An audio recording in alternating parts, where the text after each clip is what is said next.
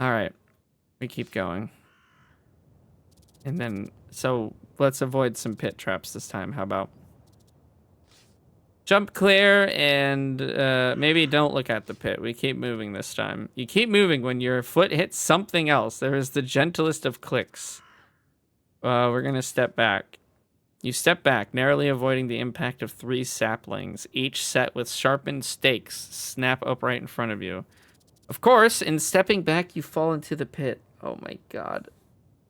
You drop 3 meters into the ground and everything goes black. Oh god, we're captured now. Okay. You slowly regain consciousness. There is a singeing pain in your hands and feet, and something is wrong with your head.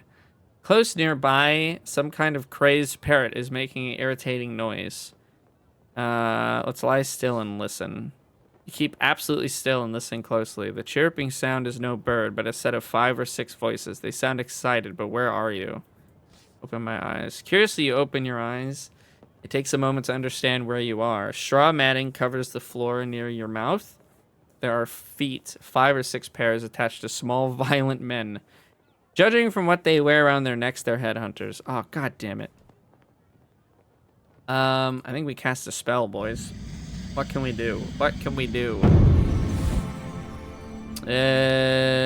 We've got D, H, and K. K gets us what?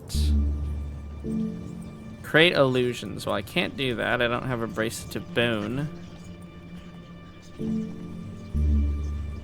Dud, illusion of treasure. Or we could chuck a fireball at them with hot, I'm pretty sure is what that one will be. 3 stam for that. Let's try... I'll spend 1 gold coin. We'll try dud instead. You attempt to weave a spell, but with your hands bound behind your back, you cannot cast it. Oh my god. You suffer the effects of casting. You collapse back onto the floor of the hut. There's nothing you can do but wait. Oh, for fuck's sake. An hour or so passes, during which you are left alone. Then suddenly the little men return and lift you up onto their shoulders. You are carried swiftly into the center of the headhunter settlement. There is much commotion, and several natives rush off to fill a large pot with water to be heated over a fire. Meanwhile, you're thrown into a bamboo cage, hands still tied and guarded by a strong warrior. I guess we'll pray, dude. You concentrate, clear your mind, and level your soul, and lift a prayer to your spirit, the baboon. Your spirit offers freedom, escape, and aid for wanderers. You will require all 3. But nothing happens. You try again, but it seems your spirit has abandoned you. Perhaps Adeland is lost after all. You try to maintain your calm and wait, watching for an opportunity, but one does not come. After an hour or so, a crowd of headhunters is gathered outside your cage. They're singing and dancing and sharing wine. The water in the pot is bubbling loudly. 2 of the hunters approach your cage. Be ready to spring on them. Oh, Jesus. You prepare to spring at them as soon as they unlock the cage. One of the hunters opens the door and you hurl your weight forward and knock the small man down. But the other headhunters see your attack. You're now beset by not 2, but 20 headhunters. They grab your arms and legs. You're powerless once more. Okay, we're dead. Oh, wait a second. Then it happens. Dark clouds rumble in the low over the camp. When they are directly overhead, they release torrential downpour, dousing the fire. The headhunters run around, trying to cover the flame, but for a moment they drop you.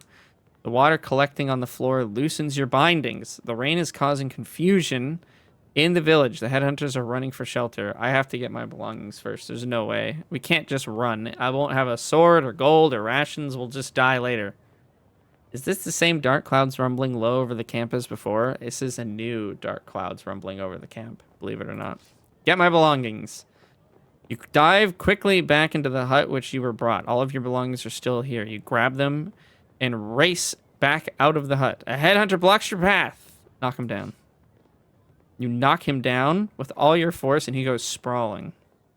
Then you are clear of the hut. You run and keep running until you are deep in the woods, but are also hopelessly lost.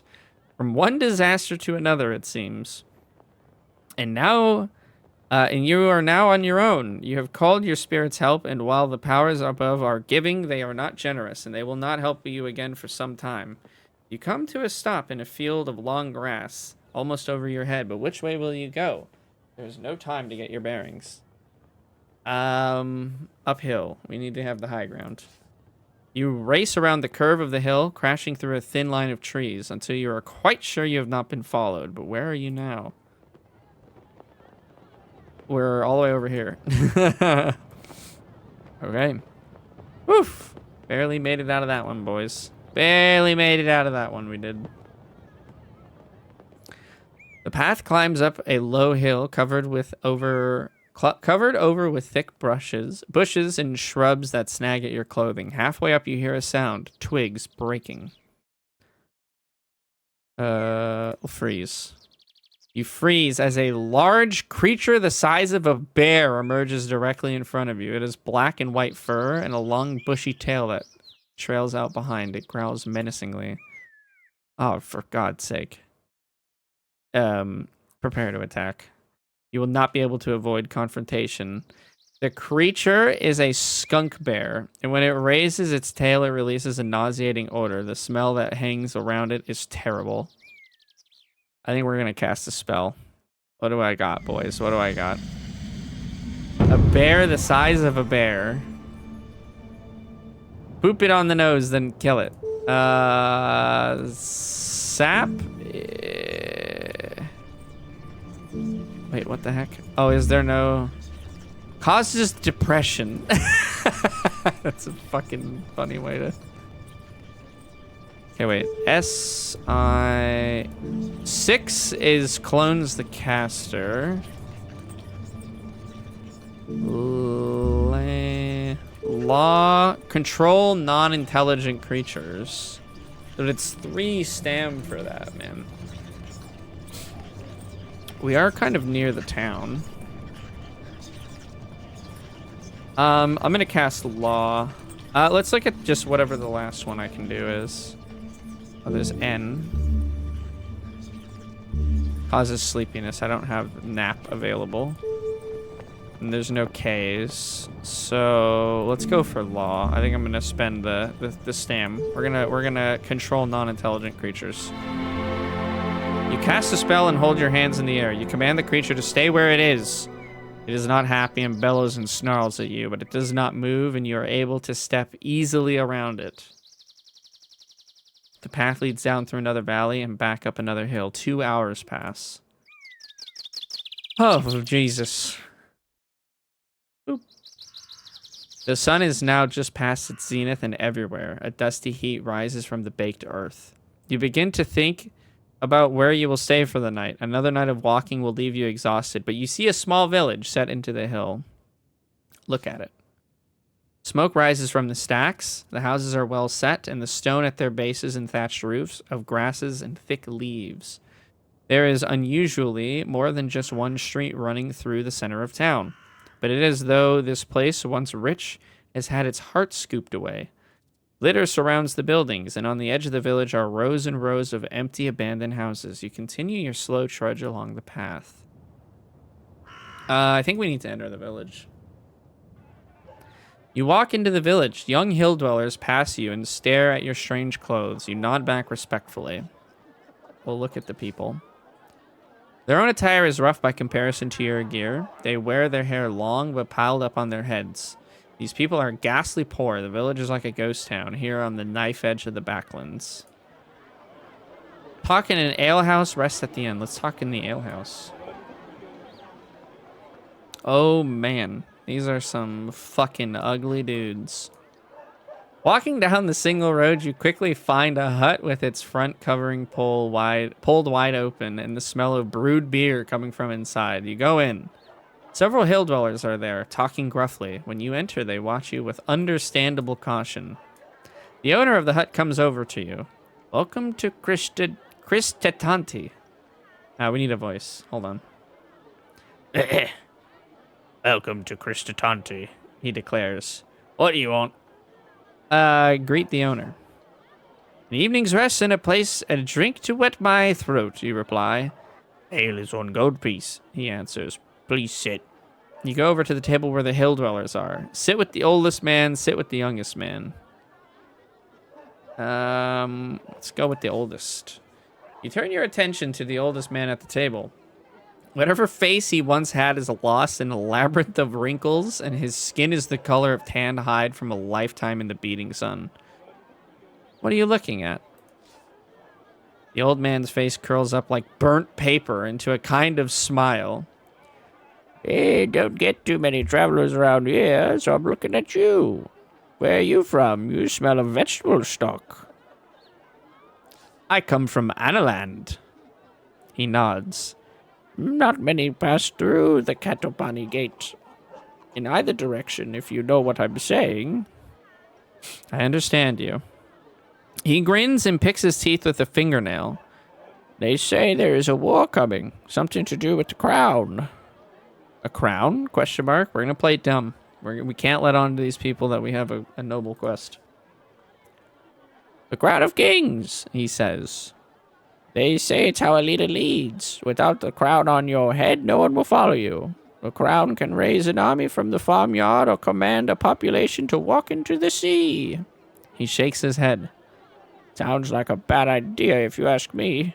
But if someone's got to wear it, I'd rather they were Analand than Mampang. You sip your beer, the old man exchanges glances with the younger man sitting opposite. Let's talk to the young man. You thank him for the conversation. You catch the young man's eye. He moves over to be right beside you, close enough to whisper in your ear, but you don't quite catch what he says. Repeat that. Man giggles to himself unexpectedly, leaning in again. So close you can smell the fumes on his breath. He declares, Schnattercats! Then he collapses in a fit of giggles once more. Whatever the joke is, you cannot see it. What do you mean? The man nods twice, then drinks deeply from his beer to wet his throat. Or perhaps not, because as he puts the mug down once more, he says nothing, just fidgets with his fingers and occasionally grins in your direction. Ask one of the other dwellers about this man. You catch a woman's arm nearby. What's wrong with this man? You demand. She shrugs, slipping free of your grasp. Every village has one, she answers. Doesn't mean we're all like that. Good stock we are. And she flutters her eyelids. You get back to your feet. The young man giggles to himself, but does not attempt to stop you. So he's the village idiot. Okay. Finish my beer and leave. You make to leave the inn. The owner stops you, holding out his hand. Oh yeah, pay him 1 gold. Knock him aside. Now we'll give him a gold. You pay him his gold piece and step out into the street. You look this way and that, trying to decide what to do next, when you realize the old man has joined you once more. He grabs your shoulder and presses a fruit into your hand. Bomba, he declares through fermented breath. I grow them myself. Good for the stomach. He pats your belly and walks away, swaying slightly. Okay. Look at the fruit. You turn the old man's gift over in your hands. It is a thick rind fruit that keeps well and will be highly nourishing when you decide to eat it. Its only drawback is its incredible weight. It's now evening and time to sleep. Let's find an inn. I think we need to replenish some stam. You stop a passerby and ask for an inn. They lead you there directly. The woman who runs the place stands in the doorway with her arms folded. Are you from the king? She demands. No, I am a mere traveler. I am on a mission for the king. Maybe we get a free bet if we say we're from the king. Or maybe we get fucked over if we say we're from the king. We'll chance it. I'm on a mission from the king, you reply. Taxes, she replies quickly. Indeed, yes. No. The woman narrows her eyes at you. This is a guest house, the best in Kristatanti. I gotta look at this. Kristatanti. Yep. Only guests stay, and any guest of mine knows it costs 3 gold pieces to host a man overnight, 2 to feed him, but it's all between friends. I'll take a room. Did I eat? No, I just drank beer. 5 gold just to sleep tonight and eat. What does that even mean? Which one? Kristatanti? But it's all between friends. I don't know what that means. Yeah, I'm not quite sure what she means. We should eat while we can. 1 stam, and it's 1 stamina for 2 gold? I don't know. I don't know what she means. I need to eat first. Food is just being served. The woman steps aside, and you go inside and sit down. A few minutes later, her husband appears with a steaming pot of skunk bear stew. As you eat, you can't help but remember how terrible smelling the terrible smelling beast dead on the path. And the thought makes you gag. You wolf it down all the same and leave your coins on the table. Do you want a room as well? Yes, thank you. You should refer to her husband, but you should refer to her by her husband's rank. That's my favorite. One of my favorite memes on the internet. Okay, we're down some gold. Thank you. The woman shows you the way upstairs to a room. There are 3 other guests already staying and asleep, so you settle in quickly. The bed is not clean, but it is comfortable, and after a long day and all its narrow escapes, you are grateful beyond measure for the rest. Sleep. Your dreams are vivid once again, and you are somewhere hot, as if swimming in a pool of lava. The smell of herbs and cumin is thick in your nostrils, and all around you, hungry mouths are crying out to be fed. Meanwhile, a tall black creature strides towards you, wreathed in a foul-smelling smoke. And in the distance, a deep voice is booming with laughter. The long, cruel fingers of one hand are curled around the metal frame of a crown, and with the other, he beckons you forward as if into a trap. Didn't you just tell it to leave you alone and run away? Other things can happen as a result of the stuff that you do. So, like, that is possible. Like, that we commanded it to stay still and that it died because of some other reason. Like, there are other things that can happen even later on because of decisions that you made early on in the game. So, it's kind of best to just, like, embrace that whatever has happened has happened. All right, we got a lot of stam. You're remembering it lying dead and stinky. Okay, well, then I don't know. Couldn't tell you. They got it mixed up. They got it twisted. Beyond Cristatanti. You wake early and sit for a moment, in no great hurry to leave the village. This is now the 3rd day of your journey, and the muscles in your legs are feeling lean and strong from so much walking. You spend a short while enjoying the peace, then unhurriedly collect your possessions and set off along the path. Cristatanti is surrounded by several miles of fields. It sits in a well-protected ring of cliffs and is close enough to the river to be reasonably prosperous.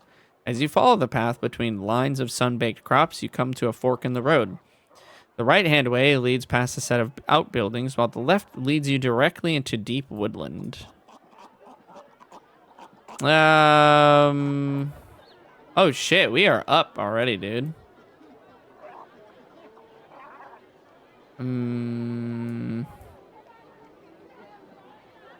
Let's go to... Let's do the woodland, I think. Your journey is too important to slow down now by talking to the locals. You must pass unseen, and so you disappear into the jungle of tall trees. For a short while, the sun is feverish, and then you are between the trees once more, and everything becomes cool and still. You walk for several hours uneventfully. This is land that was never settled or explored, and very few travel this way. In places, bushes and shrubs have grown over into the path. Hack my way through. Moving carefully forward, you use your sword to cleave the bushes. Your progress is quick but silent. Then you come to a fork in the road, still deep in the forest. Fork in the forest. Someone has thought to make a sign, perhaps a guide or perhaps a warning. The way to the right is marked for Dumpus. A left points to Aliana. Neither way seems to be better trod. You will have to choose. It's like a cabin in the woods or Dumpus. Let's go to cabin in the woods. The path winds between trees, get greener and more lush. You must be closer to the river here, although you cannot hear the water. After about half an hour walk through the dappled shade, you come out across a well-built hut. Flowers decorate its walls, and the floor has been painted with ornate designs. The path ends here. Knock on the door. You approach the door and knock. There is no reply. Scout around it. You perform a swift circuit around the hut, but find nothing unusual or concerning. It seems to be what it is, a hut set by itself in the deep of the forest, but for someone to survive out here on their own, surrounded by beasts of the jungle, they must be someone quite powerful. Open the door. You push open the door and stride inside. Enter the house. The hut is neatly laid out. You detect the touch of a fastidious woman. Chairs are set around a table as if for guests. A mattress lies in one corner, and a large kitchen area indicates that whoever lives here, they are fond of cooking. Call out. Hello? Is there anybody here? To your surprise, a voice answers quickly. Who's there? Who's that? Locate the speaker. Looking into a corner hidden by a large cupboard, you see a cage in which a young woman is imprisoned. Good stranger, she pleads. Let me out of this cage, I beg you. I'm sure you're there for a reason. Get her out. Going over to the cage, you try the door. It is locked, of course. Let's use magic. Stand back, you declare as you roll up your sleeves. Cast a spell.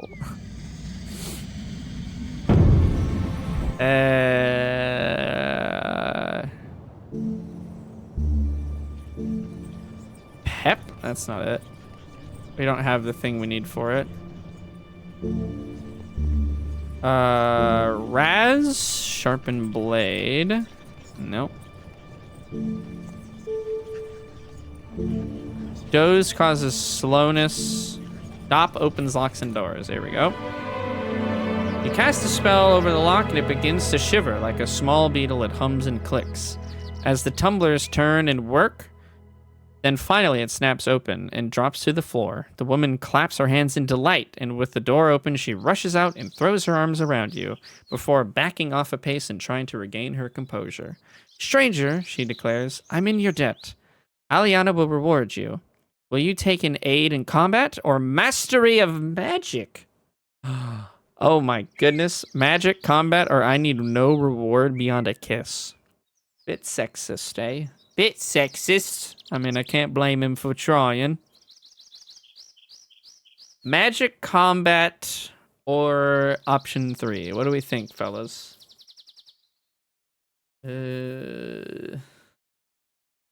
Magic is super strong in this game, but combat, being good at combat is probably also very solid. And then it's like the wild card option. I'm inclined to actually go combat here. We haven't had a combat yet. You think magic?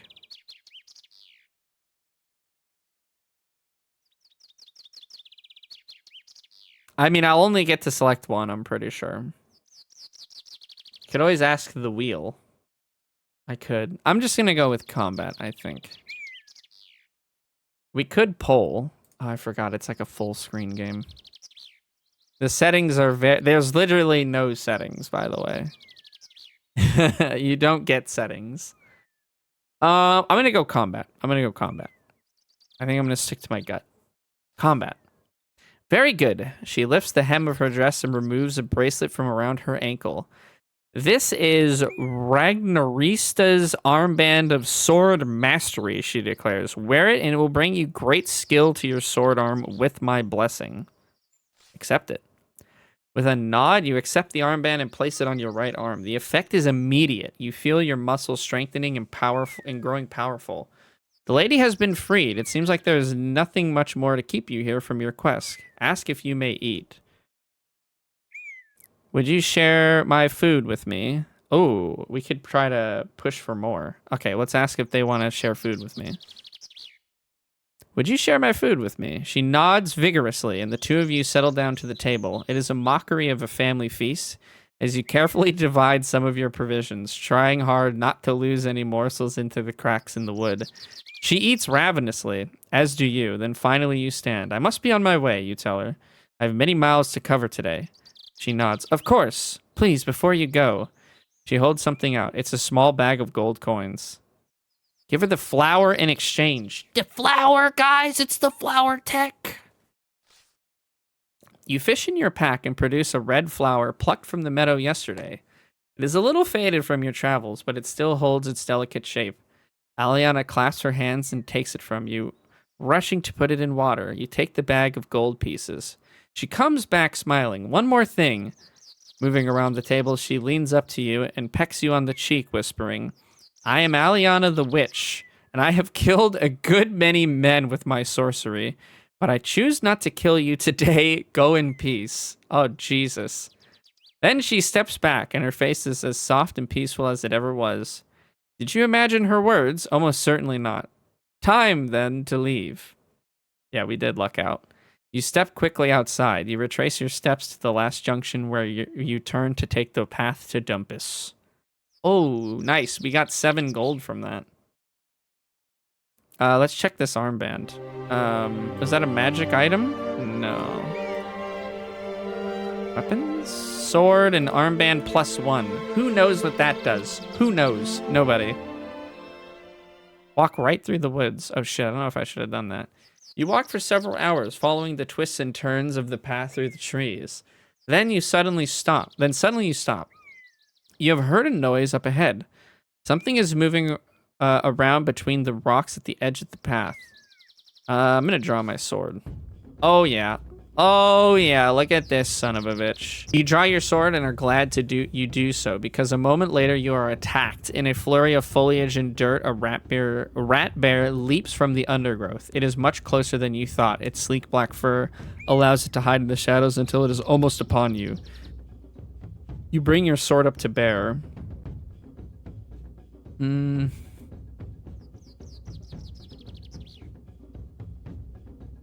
Let's go with a defend here first. Oh, a masterful defense right there. A 7, dude. The rat bear is startled by your approach, but drops quickly to all fours.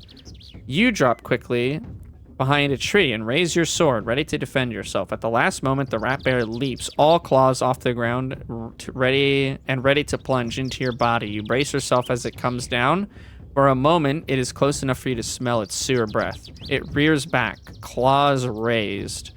I'm just gonna go with a 2. It might do a defense here because it's low on power. Oh, you dude, we're fucking in its head, bro. You test the creature. Sidestepping, you slash out at the rat bear, but it has read your intention and drops into a crouch. It grunts as it pushes you away. Now we go huge. Now we go huge. Oh, shit. Only 1 damage. Standing firm, you swing a mighty blow at the rat bear, but it knocks you aside with the paw. I'm gonna go 1 more. I think I'm gonna go for a defense here. Regain some stam. A good call, dude. A good call. You can almost smell the creature growing in rage and duck quickly behind a tree. Squeaking with rage, the rat bear charges forward, but you keep yourself guarded. It stumbles back, tail whipped high in defense. Let's just go for a 1 here. A jab. Oh yeah. Oh yeah. Perfect. Perfect read. You test the creature. Feinting left, you slice at the rat bear. It has guessed your move and raises its claws to protect itself. It edges back, claws raised. It seems like it does maybe 2 defense. I'm gonna go for another 1 here. Oh yeah, we got it. We got the read, dude. Quick as a flash, you slash the rat bear, but it bats you back into the mud with its tail. It squeaks and snuffles, standing up onto its hind legs. Now I'm gonna go a 9. A huge amount of damage and it's dead, dude. A fucking huge amount of damage and it's dead. Rushing forward, you charge the rat bear, then your sword slips between the creature's ribs and drives deep into its putrid heart. The rat bear squeals and falls to the ground, face down in the mud. 2 stamina lost, skilled sword play. I mean, that's about as good as it gets. Let's go here. You rise early from your spot beneath the tree. As you gather your things, Jan leaps up and onto your shoulder. Ready to go? He chirps. You pass through the village, which is now as quiet as the grave. You rejoin the path on the far side of Biratanti. The sun sits on the horizon like a gleaming jewel. If all goes well, you will reach Toripani today, the last village in the Shamutanti Hills. After a short climb, the path breaks, heading uphill to the left and downhill to the right. Ask Jan for his advice. Which way, Jan? To the right is a forest. To the left is going easier. The path heads through a field of black flowers to Toripani. Choose a path. You'll get no more from the creature. With Toripani so close, it hardly matters which way you go, surely. Let's go right. We go right, you decide. Then be on your guard, Jan warns you. You climb a rise, the way is not too steep, and as noon approaches, you have crested the ridge and are descending yet again. You are now at the highest point of the hills. Where the trees are thin, the view west goes on forever, and sometimes you catch glimpses of Khare on the northern horizon. Let's stop and eat. Taking a brief pause, you eat a portion of your cheese and bread. You feel better for it, then you continue along your path. Jan is in a talkative mood and fills the air with his chatter about what he can see, and how things smell, and what he plans to do once he makes his fortune in Khare. You pass from the open hillside into a patch of deep forest. Quite suddenly, Jan falls quiet and hisses in your ear. Stop! Stop now! Stop, but say nothing. You come to a dead stop. Jan is right. Something is moving through the trees behind you. A moment later, a point of steel has emerged from the darkness between two trees and touches your neck. You've seen me, whispers a voice. I know it. Answer. I see nothing, you call back. You are quite safe. It is not I. It is not I who is not safe. Ask who is there.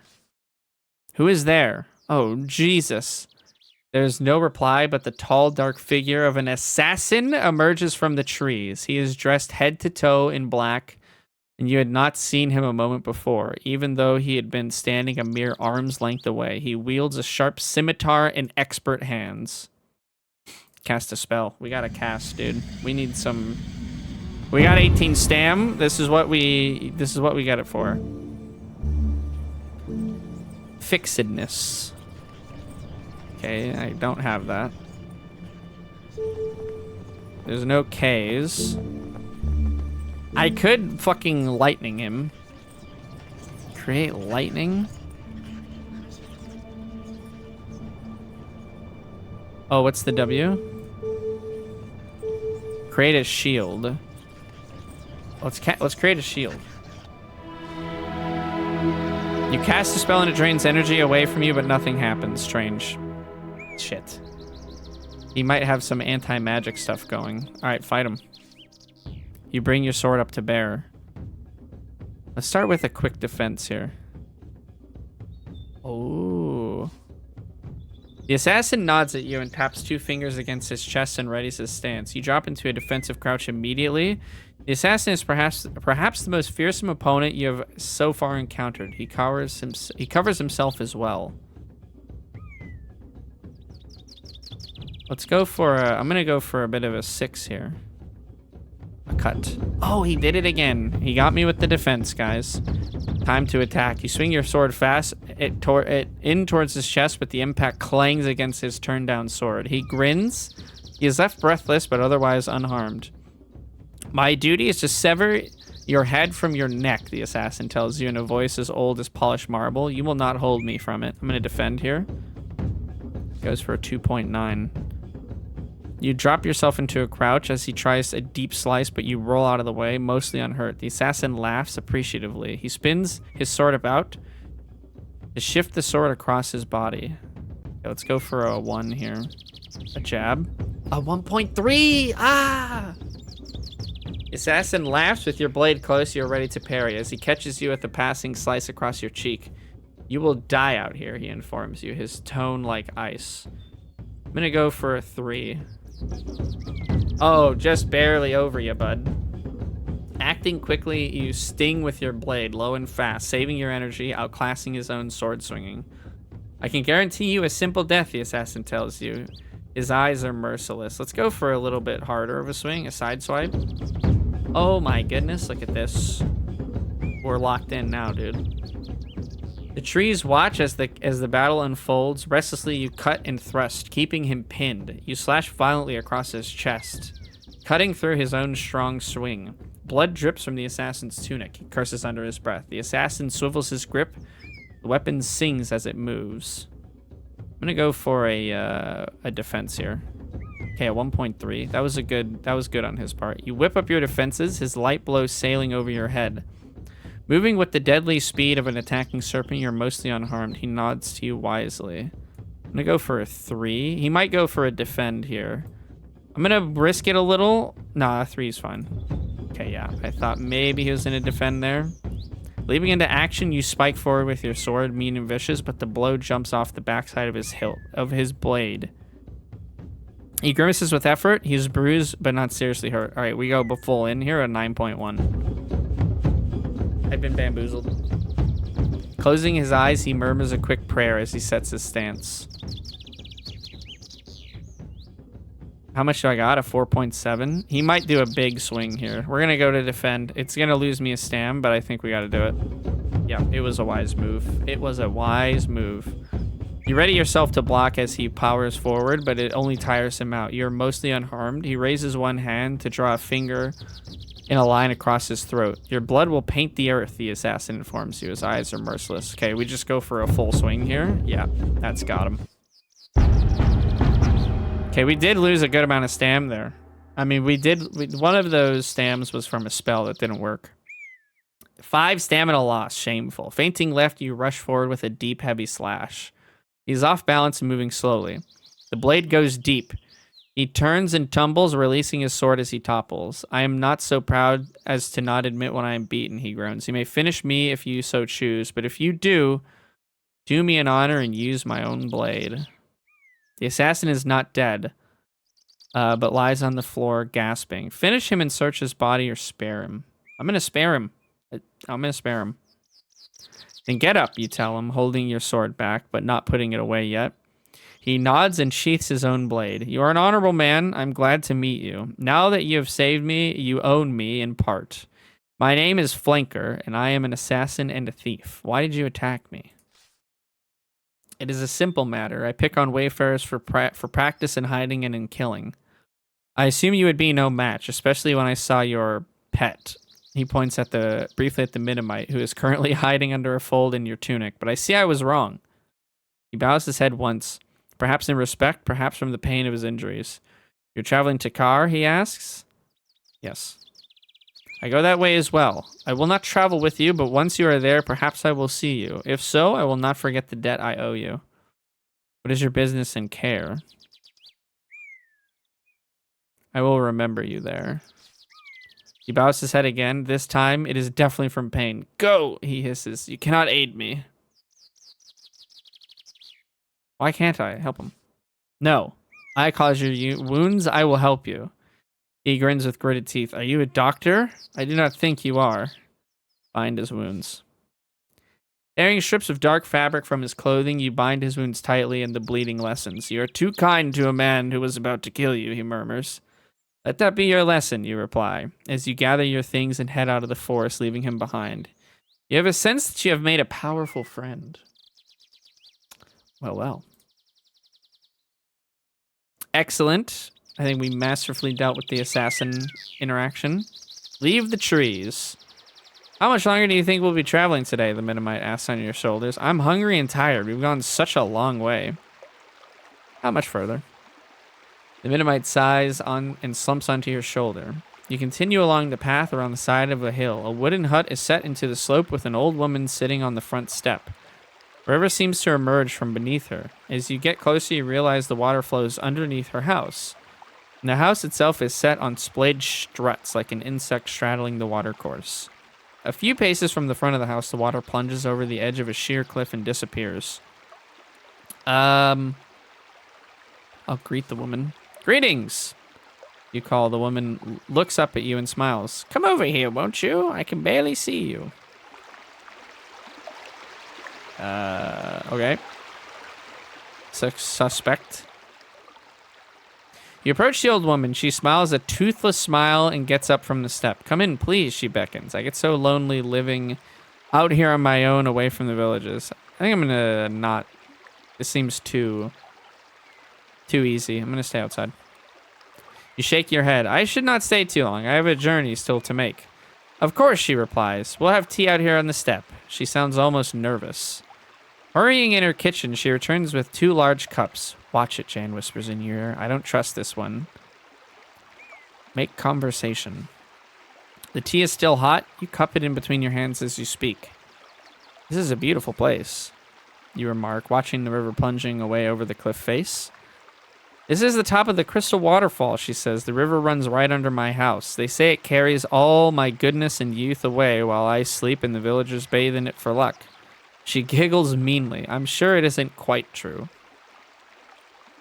What's your name? They call me Gaza Moon, she replies with a smile. I used to be quite well known in my way. You nod, but you've never heard of her. Why do you live alone? Must be more dangerous. Oh, she smiles sweetly. No one bothers about me. Why would they? You can't help but notice she has not answered the question. You make to sip your tea when the old woman stops you, catching your arm before the cup reaches your lips. Oh, she said suddenly, I've forgotten the pot. She goes back to the kitchen to fetch it. Make a run for it. Switch cups with her. While she is away in the table, you switch the 2 cups. Then when she returns, you lift the one closest to you and drink. Suddenly, a deep pain grips your stomach and you double over. Oh, shit. You wince and cough as you find yourself seizing up. Ho, suspicious stranger, laughs the woman. I can count on travelers suspecting my witchcraft. I'll kill you. I might be dead. You try to shout, but you are paralyzed and quite powerless. The old woman begins to search through your bag. Jan flits in some distress, unsure of what to do. Then, with a coo of delight, she pulls out the spellbook page you were given by the old man in the tree. My book, she cries. The missing page. Why didn't you tell me you had my missing spell? She scurries off into the kitchen and returns with a cup of liquid, which she pours into your half-open mouth while clucking and stroking your head. It is an antidote. And you feel your body slowly unfreeze. Finally, she slaps you to bring you around. What is the spell? It's a spell for pest repulsion. You have no idea how useful it is around here. She shakes her head. 4 days ago, I was visited by a traveler such as yourself. But when I was away making my tea, as I always do, he started leafing through my book and tore out a page. He must have been a wizard of power because he vanished almost too fast for me to curse him. What curse did you cast? Well, you saw him. I aged him. Didn't stop him escaping, though. She fusses with the page, repairing the spellbook with some gentle magic. Shall I show you how useful the spell is? What do you mean? Well, she makes a little gesture at something behind you. How can I put this? You sure you don't want me to get rid of the pest? You realize she's looking at Jan. I'll keep him. Really? She looks surprised, but then shrugs and slams her book. Well, it's your cat's funeral, as they say in Khare. She gets to her feet. You'd best get going. This is a strange interaction. Okay, well, I'm alive. I lost my page, though. Jan hops onto your shoulder, whispering profuse thanks into your ear, and you leave. Okay. Outside the village. It is now late in the afternoon. You pass over the brow of the next hill, and below you is the village of Toripani, slung from one side of the valley to the next like a flood barrier. Approach. So there's no way around it. You'll have to go through. Into Toripani. You enter the village. There's a definite air of depression hanging over the place. The Svins are going about their business, slowly and miserably. You pay you no heed. You sit yourself down on a tree stump in the very center of the village and consider your options. Make contact with the villagers first. Find an interest. There are 3 inns in the village, but 2 are closed down. Their windows boarded and their thatched roofs rotting through. The third looks a little better, but at least its door is open, and the smell of well-cooked food drifts out. From a sign by the doorway, it seems the food costs 3 gold pieces, and a bed for the night costs 5? I'm going to save my gold instead. The price isn't worth the value. You turn away, intending to sleep free under the stars instead. You walk out past the borders of Toripani and settle down under the trees. There's time to eat again. Eat something. Oh yeah, nice. You wolf down the old man's nourishing bomba fruit, and then rest your head and try to sleep. Perhaps you manage a minute, or perhaps an hour, but suddenly you wake, certain that something is moving in the bushes nearby. Pretend to be asleep. You stay still, listening carefully, waiting for your moment. But there isn't a moment. Out of the bushes on either side, 5 figures leap forward, each grabbing a different part of your body. Your ankles are held in your arms too. We got him! Cries the Sven voice. Then they are hauling your body out of the thicket along the path back to the village. Jan clings to your shoulder, refusing to be shaken free. Pray to my spirit for aid. In a whisper, you begin to pray to your spirit, the baboon, for aid. Nothing happens immediately. Then you reach a low hut and are thrown to the earth. Your arms and legs are released. Perhaps your spirit has heard you. You cannot be sure. But now that you have summoned the powers above, they will not help you again. Captured. Jesus, this is the second time this has happened to me. Literally stealing him from the inn to try to sleep for free outside. You'll face the law now. The door is slammed and locked. A moment later, it reopens and your possessions are thrown inside. Try to sleep? See what happens? Can't I cast spells? I don't know. Wait to see what happens. You pull up your knees to your chest and wait. Jan goes to sleep immediately. The long watches of the night pass slowly, and in the end, nothing happens and no one comes. Daybreak. What the fuck was all that about? Daybreak, you are still alone. An hour passes before you hear any noise outside, and then the door to the hut opens. 5 Svins come in. They drag you roughly out across the street to another hut where an old man with gray hair sits. He's wearing outlandish, colorful robes. My name is Proceus. Chief. He slaps his chest twice. I apologize. Then he bows, brushing the dust on the floor with his sleeves. Okay, tell me what you want. He holds up a hand. First, he waves to a menial who brings bread and milk. Well, nothing to lose at this point. I eat it. Gratefully, you bolt down the meal. It does not seem to be poisoned, and it nourishes you. The bowl is removed, and the chief squats down in a pool of cloth. Jan cowers under your own cloak, hoping to go unnoticed. I have need of you and your strength. I will kill you. Tell me. The chief nods. I shall. My daughter, my child, she is taken, offered to a terrible demon below. She deserves it. He can be really mean. You want me to rescue her? Succeed and you may choose your reward. Fail and... I mean a demon? Dude, that's crazy. You did just capture me. Why did you guys do that? I guess I'll do it. I hope you will. He gestures to the other Svins who, still taking no chances, grab you by your arms and haul you to your feet. Why are you guys so mean to me? What did I do to you? Alright, crack in the ground. You are led along a short path through the forest to a crack in the ground. One Sven has brought a rope, another a basket. They're preparing to lower you into the pit of the earth itself. You will pay me richly for this. The Svins nod. The chief replies, we are poor, but we will try. Good. Watch the darkness, he declares, as they start to lower you down. From your shoulder, Jan murmurs, we're in trouble now. He shivers. You don't realize, you can't use magic with me around, and I'm not going anywhere. Oh, Jesus, that's why it didn't work. You hit the floor with a thud and peer into the darkness. Your eyes can make out nothing, but a slight breeze suggests endless space in all directions. You are blind, helpless, trapped. Something clatters to your feet from above. One of the Svins shouts something down to you. Feel around the ground. You crouch down and feel around with your feet until your hand closes on the base of something. You pick it up. It's a dry wood torch. Something else falls from above and strikes you on the head. Tinderbox calls for the voice. Curse whoever hit you. Feel around for the tinderbox. Rubbing the bruise on your head, you reach down and find the tinderbox. Light the torch. You strike a light and the torch blazes into flame. Alright, we're going into literal hell.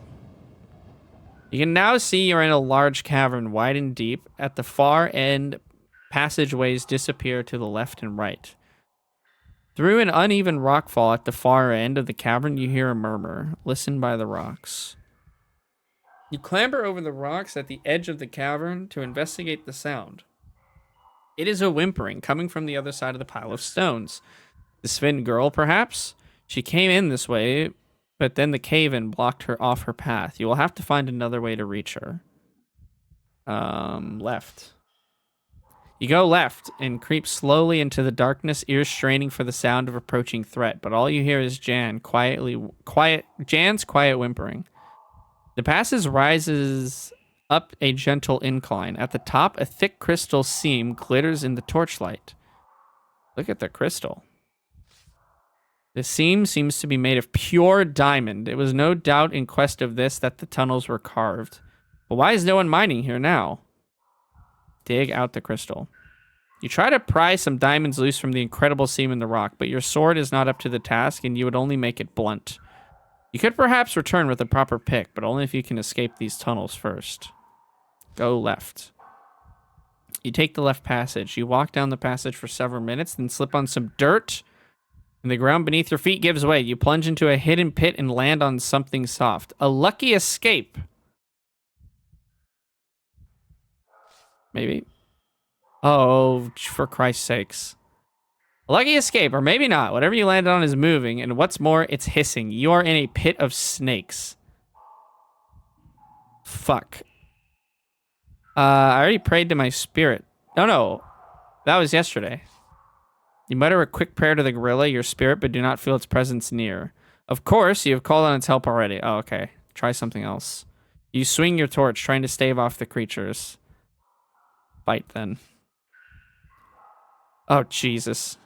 Okay, you draw your sword and slash and cut at the serpent after serpent. There are hundreds of them. Soon the ground is slippery with blood, and you slip and fall, and the snakes are upon you in seconds. You are strangled to death by 100 snakes. Ah, shit. All right. Do you wish to rewind the story at your current location? Rewind. We'll try going right this time instead. Nice. You turn right, creeping forward. The passageway slopes down a short way and ends in a T-junction. 2 stones are stacked on top of another against the wall. There's nothing special about the 2 stones except that they happen to be on top of one another. Go left. Here, the cave seems to widen. Pendulous stalactites hang from the ceiling as if about to fall and skewer you into place. You skirt between them, following a thin, safe path until a side passage opens on the right. Go right. After you take the right-hand tunnel. After a few minutes, walk up a shallow incline. You begin to hear something in the distance, a low rumbling. Wait and see. You wait and see what happens. The rumbling gets loud, and then your hair stands on end. You see a large, rounded boulder rolling swiftly down the passage towards you. The rock is almost a perfect fit for the tunnel, and the speed is increasing as you dither. I mean, we're dead again. You will not let your journey end here. Find a gap to squeeze into. You look quickly for a gap in the tunnel wall into which to press your body. There is one. You dive for it, but it's a few inches too shallow. Oh, Jesus. You're crushed to the ground into powder. God damn it. All right. Rewind again. Let's go right. And then we'll go right. The tunnel twists and bends sharply as if carved by a river. Now long since dried away. You lose all sense of which way is which, except to keep going forward where the tunnel splits. There's a stacked pair of stones here as well. Go right again. You move through the opening in the right wall. The going is suddenly more difficult, and you realize that the tunnel is climbing at quite a sharp gradient. Little stones rattle and roll away downwards into the dark. At the highest point, the passage you are following finishes at another fork. As you enter, 2 stones roll away down the slope. Go right. You go right. The cave walls crush in close, as though the rock is squeezing you to death. Your shoulders rub against the walls. When you feel certain you can't go further, the path you are creeping through forks again. Another pair of stones is stacked in one corner. Every time I see the stones, I've just been going right, so I don't know. You turn right. You follow the passage when you hear the echo of whimpery coming up the corridor. Your torchlight falls across a frail shape. Hiding in the shadows is the young Sven girl, stacking stones into hundreds of little towers. Look for traps. You run the torchlight around the walls of the cavern. No switches or triggers that you can see. The girl watches you with silent fear, and then the torchlight falls on a deep scratch into the rock, a claw mark. Suddenly, there's a loud roaring from the mouth of this short cavern. The walls begin to shake and crumble. The Svin's stone tower topples and scatters. To one side, a gap in the rubble begins to open, letting through a mean shaft of light. But before you can head for it, the roaring sound is joined by a scream from the Sven girl. You turn slowly and peer into the gloom back along the tunnel. Is something moving? Something coming closer? Perhaps the roaring is the wind rushing through the tunnels. Something is coming. Oh, Jesus. You hear the scrabbling sound of claws on rock, and the exit from the tunnel is blocked by a dark looming shape. A manticore. Huge, terrible. It stands between you and the light and howls in bloody rage. Fight. I mean, yeah. Oh, mama. You draw your sword and close on the beast, eyes focused tightly on the terrible sting. I think we defend this first one. Oh, a wonderful decision. The fearsome creature paces forward. Teeth bared, you drop back, raising your guard, hoping the beast will wear itself out. At the last moment, the manticore... It has 18 stamina, I just realized. Oh, Jesus. And leap aside at the last moment, claws raking your skin. For a moment, it is close enough to smell its warm, fetid breath. We're going to go for a 1.8 here. Against a 4.1, he still has. Jesus. The manticore moves quickly and strikes so fast with its scorpion sting that you barely see it move. You have only a single heartbeat to respond. You defend yourself as best you can. The manticore shifts away and opens its enormous jaws, which look so human but contain an impossible number of teeth, each one dripping with a mixture of saliva and blood. Let's go for a 3. I think he's going to defend. Okay, we got him with the 3. You test the creature. Sidestepping, you slash out at the manticore, catching it in a light blow. It curses you in an almost human tongue. We're going to go for a 2.7. Actually, I'm gonna try for a 1. He's used up a lot of stam. A 4.1? This guy is immune to stamina deficiencies? From the other side of the chamber, the Sven girl... Oh, sorry. The creature whips out with its vicious tail. You parry swiftly. You look quickly over your shoulder, considering escape, but there's nothing but solid rock. You're standing in your grave. From the other side of the chamber, the Sven girl picks up a rock and hurls it at the manticore's head, but it serves only to make the creature more angry. Go for a 4.8. Okay, we bested him. We did best him. Literally by 0.1. The beast growl... Oh, sorry. In the darkness of the cave, it is hard to read the monster's intentions, but you cannot wait forever. Standing firm, you swing a mighty stroke against the monster, just as the manticore punches its tail down like a hammer stroke. As it rears, you push your sword up into its exposed belly. It is injured and angry. The beast growls at you. The walls shiver with its fury. The Sven girl edges nearer, as if thinking of scratching the creature with her claws. It's scared, she whispers to you. You might not believe me, but you've scared it. Ooh. So let's go for a low power then. If it's scared, it might defend, right? Perfect. Fainting left, you slice the manticore, slipping a light strike past its outstretched claws. Now we go for a 5. Oh my goodness, we're reading it like a pro. Dropping your weight, you chop a heavy swing at the vile beast. At the same moment as the manticore comes for you with its terrible sting, you cut into it like a butcher. The sting of its tail begins to leak a foul-smelling green ooze. The manticore chomps and grinds its teeth. Its expression an ugly frown. I think we go for another 5 here. -2. Back against the rocks, you deliver a ferocious stab at the foul creature, catching the manticore a passing cut. The creature crashes against one wall. Rock dust pours onto its back.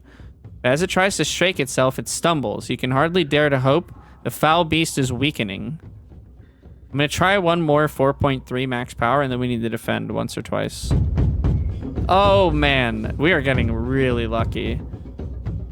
Standing firm, you swing a fearsome stroke against the monster. Just as the manticore charges, you catch it rearing up and exposed. We gotta defend now. Okay, we got a lot of power back here. You can almost smell the creature growing in rage. Dropping quickly away, the manticore makes a nasty swipe with its fearsome claws. But you duck and escape real injury. The monster rears up onto its back legs and opens its wings to fill the room. I'm going to defend one more time here. I think this is going to be a big one. It was not. Okay. All right, we're full power, though. You remain hidden. The manticore stays low and tries to ram you. You give silent thanks for your concentration. The creature stretches its wide jaws and roars. I'm going to go for a 6. Man, we only do 1.8 every time, huh? Or 2 every time. The creature snarls and snaps its jaws. You must finish this monster before it finishes you. Dropping your weight, you chop a hefty swing at the terrifying beast, landing a jab past the manticore's tail. Let's press the advantage, guys. A -3. With the rock wall at your back, you have no way to hide, but a perfect platform to spring forward. You race at the manticore at the same moment it tries to skewer you with its claws. You sink your blade into the creature's flesh. Manticore screams and howls in a voice that is almost human. It is dying slowly, furiously, but nonetheless it weakens. What's my max here? 3.4. I'm gonna go for a defend, and then we'll slam at it full power. You sense the creature getting angry and move quickly into a crouch. The manticore whips out with its terrible sting, but you leap aside to safety. You swing your arm to refresh your stance. The manticore roars. The ground itself seems to shake with anger. Let's go for a 6.7. Ooh, got him, boys. Woo! 8 stamina lost. Good lord. You spy an opening, and in a battle to the death, openings cannot be wasted. Back against the rock, you deliver a mighty stab at the creature. Your sword blade seems almost to be possessed. It finds its way past the manticore's sweeping claws, through its thick hide, and down into its ancient, cruel heart. For a moment, it howls loud enough to make the walls shake, and then everything falls very quiet. I'll take it. I'll take it. The only noise in the chamber is the hammering of your heart and the quiet breathing of the Sven girl. Then the Minimite breaks out into loud cheer, whooping and punching the air. You bow to him. Thank you, the Sven girl murmurs, then tugging at your arm. This way. She leads you toward the light through a gap in the rocks to the pool of sunlight in the first cavern. Whew, we're gonna need to regen some stam after that one, boys. You wave the torch, hoping to attract attention. Tell the girl to call up. Girl, call to your father. The Sven child nods mutely, then bawls at the top of her lungs. Proceus, I'm here! Then something drops down, a rope with a basket on the end. The girl first, calls a voice from above. Proceus. Seems suspicious. Help the girl in. You lift the girl into the basket and call up. Haul away! The Svens give a great cry and begin to pull, and the basket starts to slowly rise, spinning as it goes. The girl waves to you as she disappears in the sunlight. Then she is gone. Wait. A minute passes. Nothing. Wait again. They've left us all to die, Jan whispers, shivering on your shoulder. Another minute. Still nothing. No sign of sound or movement from above. The tunnel echoes very slightly. A noise from the depths. Perhaps the manticore is not alone. Start to climb. They have abandoned you, left you to your fate. Disagreeable creatures. Their promises of gifts and rewards were hollow. Setting down the torch, you begin to try and scale the rocky walls. It's a long and difficult climb, and you are tired. You cannot expect to make it, but you have no choice. Then a shadow falls across the entrance. Are they sealing it up? No. No. Something falls. The rope and the basket. You clamber quickly in, and they haul you up. Above the ground, the chief himself helps you onto the rafts, his daughter with him, clutching his hand. My daughter tells you fought bravely, he says. For that I'm grateful. I invite you with us back to Torapani. Will you come? I am very sus, but like at the same time, I'm like low stam, no rations, very little gold. A little generosity cannot hurt you. You nod. I will come. As you enter the village, it erupts in celebration. These are fucking goblins, dude. What the fuck?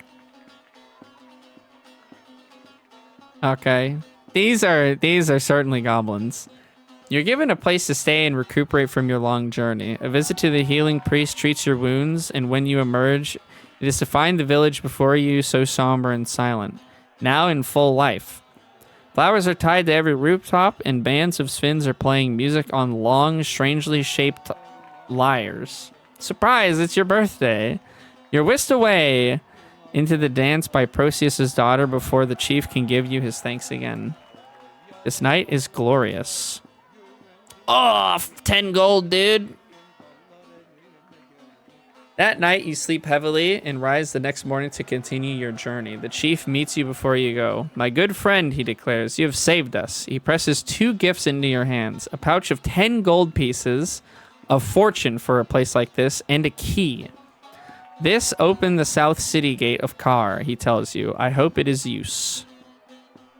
Time to go. You take your leave.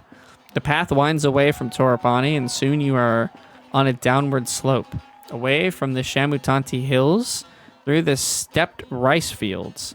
As you walk, you feel for the first time the loneliness of the path ahead.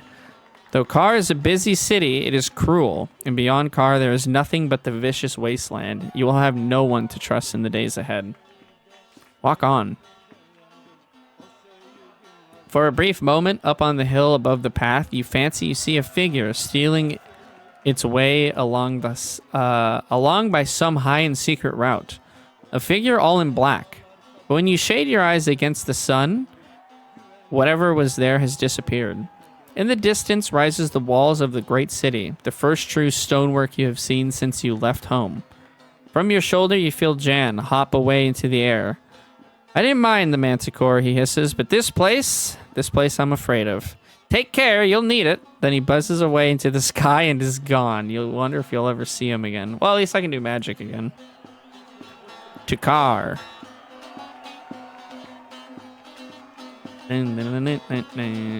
I think that's it.